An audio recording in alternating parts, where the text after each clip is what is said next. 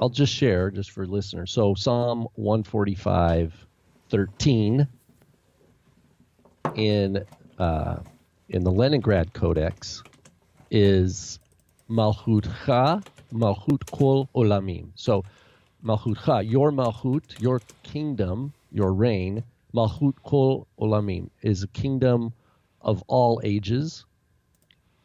U Memsheltecha, your Memshelet, which is it's a parallelism for Malchut, your kinghood, your reign, B'chol Dor V'Dor, in each and every generation, throughout all generations. Okay, so that's the Mem letter, because it's an acrostic, right? So that's for the letter Mem. Well, what I think it's Asher put in the footnote was that the Dead Sea Scrolls actually has an extended verse there, and actually has a verse for the letter Nun as well. So, and that says Baruch Yod He Vav He U Baruch Shemo Leolam Vayed. So blessed is the Lord, blessed is his name forever and ever.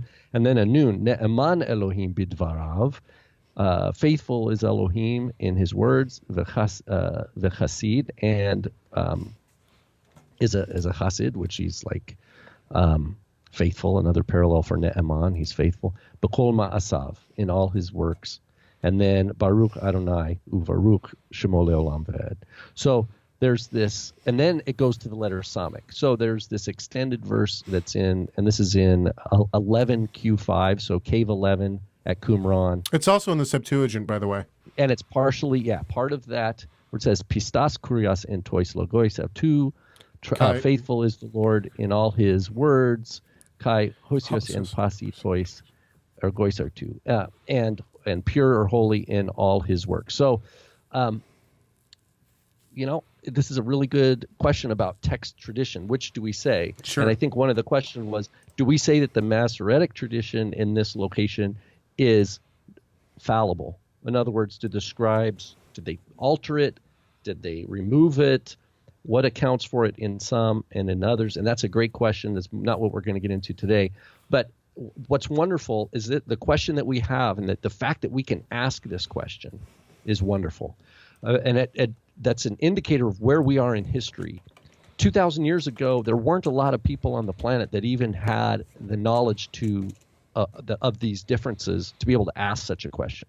So this is a wonderful question, and this is an obligation that we have to apply the principles of the Torah, just weights and measures, accounting for all the variations, recognizing our own limits in knowledge, and we can offer hypotheses, as to maybe to explain why this manuscript tradition has this, why this other manuscript tradition doesn't have it. But we're always going to hit a ceiling of our own knowledge.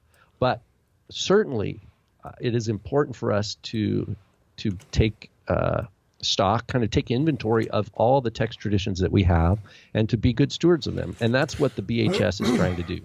Biblia Hebraica Stuttgart Zenzia is to try to say, look, here are these variations, and scholars can study those. And we have the same issue with the apostolic writings. It's definitely not just with Tanakh. So, but this doesn't discourage us. This does not undermine the authority of the Word of God. That's what we need to also remember.